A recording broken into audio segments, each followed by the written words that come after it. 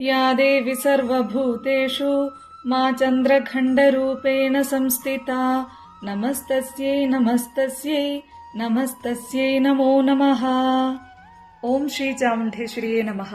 നവരാത്രിയുടെ 3-ാം ദിവസമായ ഇന്ന് ഭഗവതിയുടെ ചന്ദ്രഖണ്ഡ ഭാവത്തെയാണ് ആരാധിക്കുന്നത്. നെറ്റിയിൽ ചന്ദ്രക്കല ചൂടിയത് കൊണ്ടാണ് ഭഗവതിക്ക് ചന്ദ്രഖണ്ഡ എന്ന നാമധേയം വന്നത്.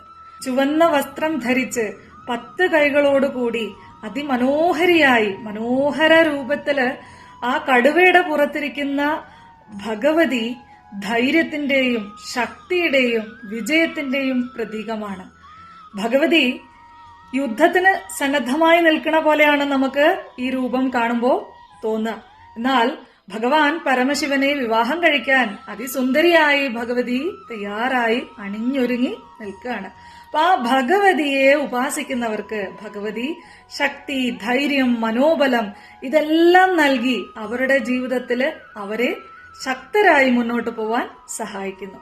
മനോബലം കുറവുള്ളവര്, എന്തിനും ഏതിനും ആരെങ്കിലും ഒക്കെ പേടിച്ച് ജീവിക്കേണ്ട അവസ്ഥയുള്ളവര്, ഏതെങ്കിലും തരത്തിലുള്ള നെഗറ്റീവ് എനർജിയുടെ ഇൻഫ്ലുവൻസ് നിങ്ങൾക്ക് ചുറ്റിലുമുണ്ടെങ്കിൽ, ഏതെങ്കിലും ആളുകളൊക്കെ നിങ്ങളെ ഏതെങ്കിലും തരത്തിൽ ഭയപ്പെടുത്തി നിങ്ങൾക്ക് ഭയത്തോടുകൂടി മുന്നോട്ട് പോകേണ്ടുന്ന അവസ്ഥയാണെങ്കിൽ, നിങ്ങൾക്ക് ധൈര്യമില്ലെങ്കിൽ നിങ്ങൾ ഭഗവതി ഉപാസിക്കൂ. സകല ശക്തിയും നൽകി നിങ്ങൾക്ക് ആത്മവിശ്വാസം നൽകി നിങ്ങളെ കൊണ്ട് തന്നെ നിങ്ങളുടെ ജീവിതത്തെ ഭഗവതി വിജയത്തിലെത്തിക്കും.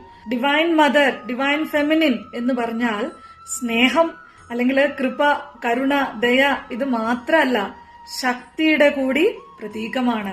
ജന്മം നൽകാൻ മാത്രമല്ല, സംഹരിക്കാനും തനിക്ക് സാധിക്കുമെന്ന് ശക്തിയായ ഭാവത്തിൽ ആ ഭഗവതി പലതവണ നമുക്ക് കാട്ടിത്തരുന്നു. ഈ ഭഗവതിയെ ഉപാസിക്കുന്നവർക്ക് ഭഗവതി ശക്തിയും ധൈര്യവും ബുദ്ധിയും നൽകി അവരെ മുന്നോട്ട് നയിക്കുന്നു. അമ്മയെ ഉപാസിക്കൂ, ആ ശക്തിക്കും ബുദ്ധിക്കും ഐശ്വര്യത്തിനും പാത്രമായി തീരും. സർവം ശ്രീ ജഗദംബാർപ്പണമസ്തു.